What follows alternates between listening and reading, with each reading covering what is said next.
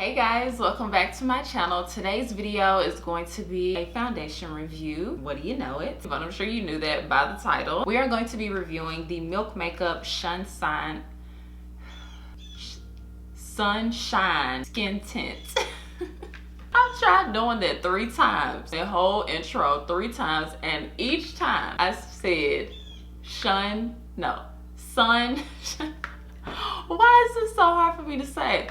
Okay, we know what we're reviewing based on the title. We have 3 shades. I have caramel, golden honey, and medium tan. So when I went online, okay, I saw that there was like a huge amount of reviews already, and this isn't supposed to launch till tomorrow, September 4th. I'm filming this on September 3rd. Okay, I'm slowly losing my mind. February 3rd and February 4th is what I meant. And then I like skimmed over the reviews on Sephora.com, and it says that it was sent for review. So I think Milk Makeup sent this to a lot of people because it hasn't launched yet and there's already 129 reviews on Sephora. So I don't know.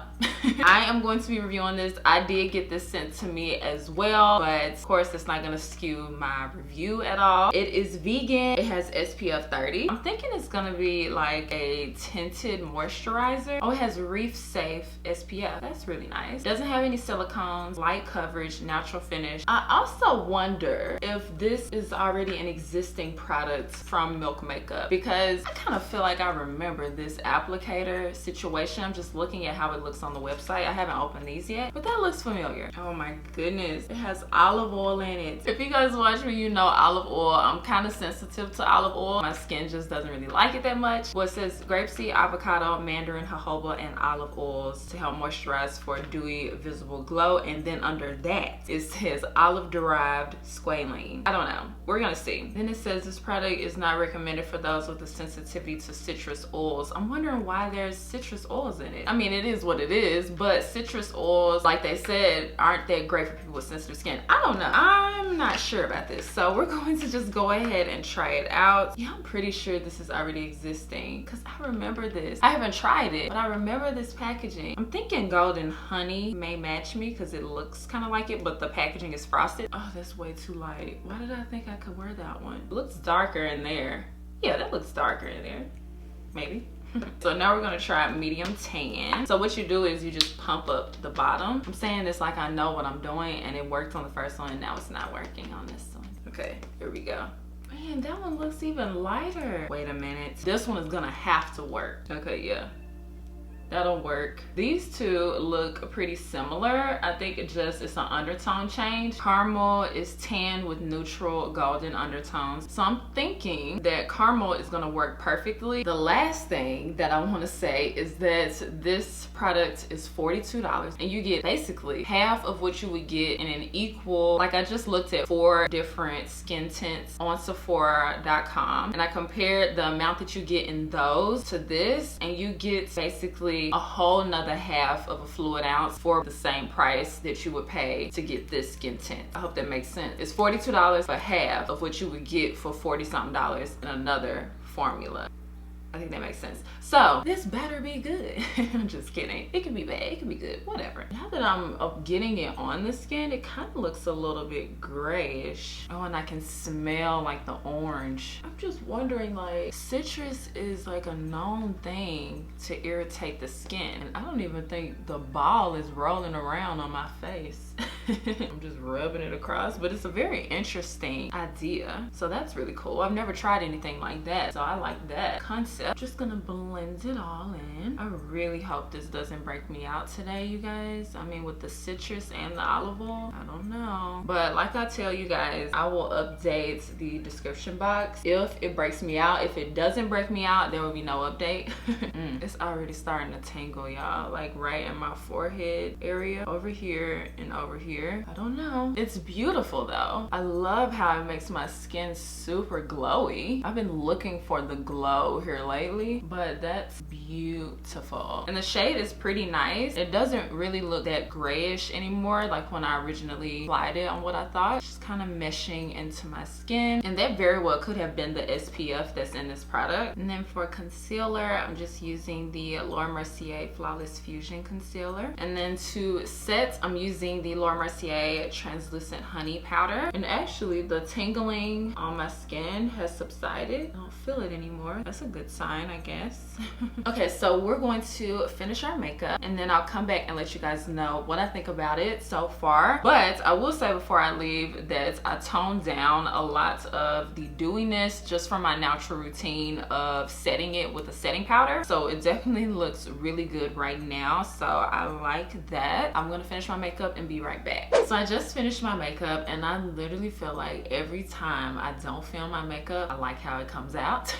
But anyway, I actually really like the way that the foundation is looking. It looks really good. I'm not feeling any more of the tingling that I was feeling, but I'll still keep an eye on my skin throughout the day to make sure that nothing happens. My face looks really smooth. Like even in the places that I didn't set with the powder, it still just looks really smooth, which I love that. And it doesn't look heavily dewy. I can still see the glow though, like on my forehead I can still see the glow, and like on my cheek area down here that I didn't set. It is 8:30 a.m. pretty early, so I will see you guys in a few hours to update you on how it looks. All right, hi guys, it is 12:42 p.m. I thought I would do a check-in. How many hours has it been? I think it was 8:30 when we started, so it's been 4 hours and I'm only just a little bit shiny next to my nose. It kind of may be hard to see out here, but I am a little shiny next to my nose and the same amount on my forehead that I was earlier. I also wanted to clarify something that I said earlier in the video. I mean, it's neither here nor there, but the foundations were sent to me in PR, not for review. Milk Makeup has no idea that I'm doing this review. I mean, they know now because it's posted.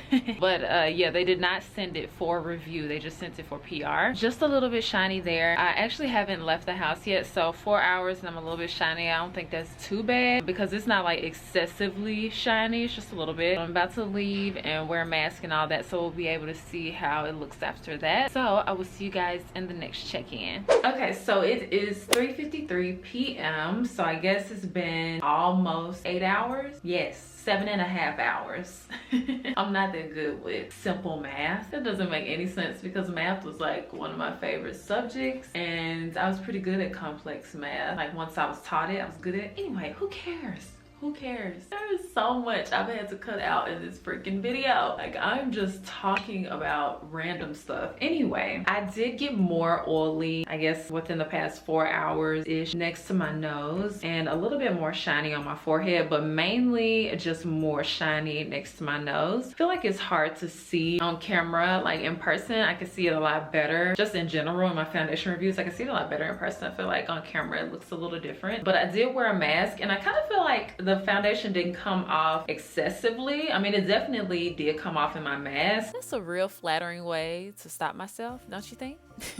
Anyway, I wanted to clarify that the makeup did transfer. Don't get me wrong. It's just that I didn't have any missing foundation marks on my face that I normally get with a lot of foundations. Not all, but a lot of them. So that's what I meant by what I said. Which I was expecting it to kind of come off a lot just because it is more of like a dewy foundation. And generally, if a foundation is more dewy, it tends to come off more. But I mean, it just came off the normal amount, which I was glad about. It still looks really good besides the oiliness. If you have dry skin, I think you will like it a lot more because you probably wouldn't get as oily in your T-zone. My smile lines didn't even really act up today. So overall, I think the foundation wore really well. I feel like I was kind of paranoid all day though about my skin. Like every little time that my skin felt a little hot or felt a little itchy or something, I was scared.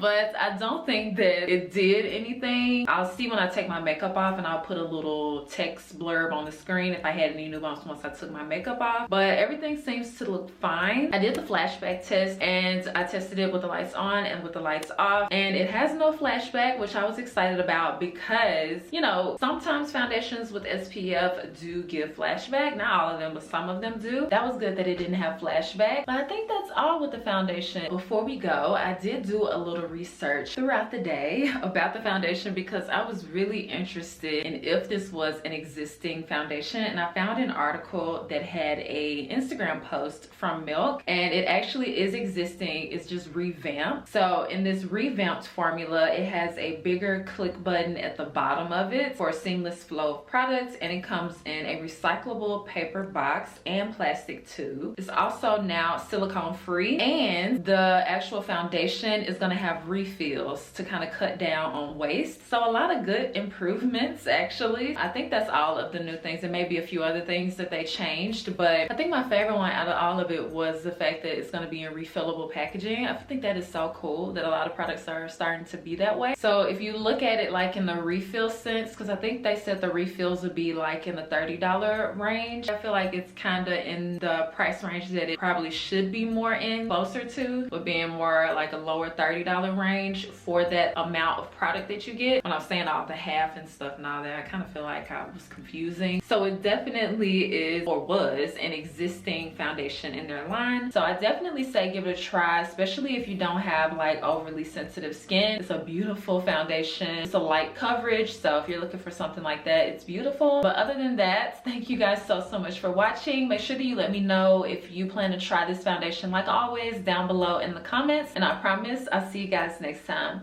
Bye guys.